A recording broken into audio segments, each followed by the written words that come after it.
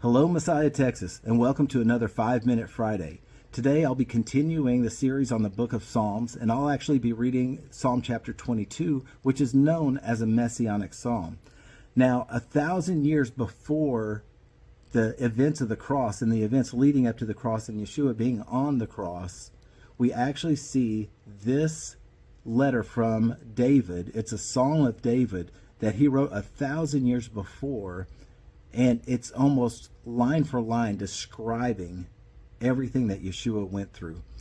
Now, if you've never read Psalm 22, I'm asking you to stop now, go read it, because I'm not going to be able to read every line of it, but I want you to stop, go read it, and when you're done, go to the comment section and comment. Let us know exactly what it is you thought of this song. Now, I'm going to start in verse 1. It says, my God, why have you abandoned me?" Now, I know a lot of people look at this and think, why did God reject Jesus in these moments?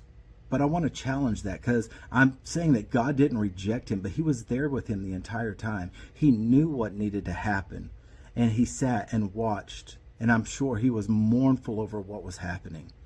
But let's take a look at this. So again, verse 1, my God, why have you abandoned me? Why are you so far from my deliverance and from my words of groaning? My God, I cried by day, but you do not answer. By night, yet I have no rest.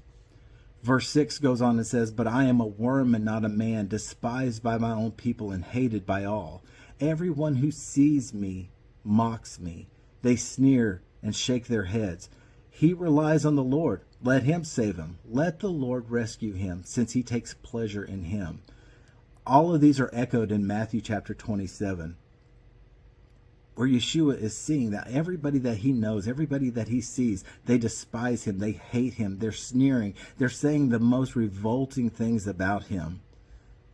And then even as he's on the cross saying, he says he's the Son of God, let God save him.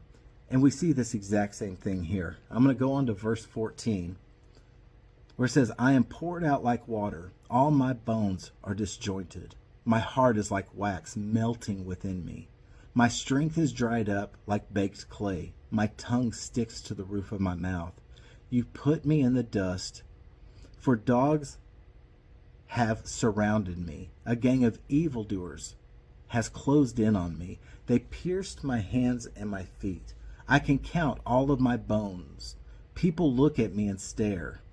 They divided my garments among themselves and cast lots for my clothing. Can you even imagine?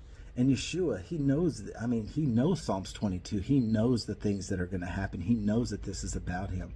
He sees that this is him. He's going to be dehydrated. It says his tongue sticks to the roof of his mouth, that his skin is like dried up like clay, that a gang of evildoers are going to pierce his hands and his feet. It says that he can count all of his bones. We know that the cat of nine tails was used on him, and it ripped the flesh from his body.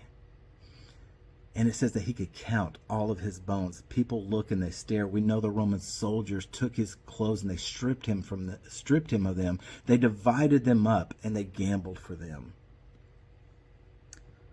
But here's the moment in verse 24 where we see that Yahweh was actually there for Yeshua the entire time. It says, for Yahweh has not despised or abhorred the torment of the oppressed, Yeshua. He did not hide his face from him, but listened when he cried to him for help. And I love how this ends. It's a message of hope. It ends with hope for all generations to come. It says, all the ends of the earth will remember and turn to the Lord. All the families of the nations will bow down before you. For kingship belongs to the Lord. He rules the nations. All who prosper on the earth will eat and bow down. All those who go down to the dust will kneel before him. Everyone who cannot preserve his life, their descendants will serve him. The next generation will be told about the Lord.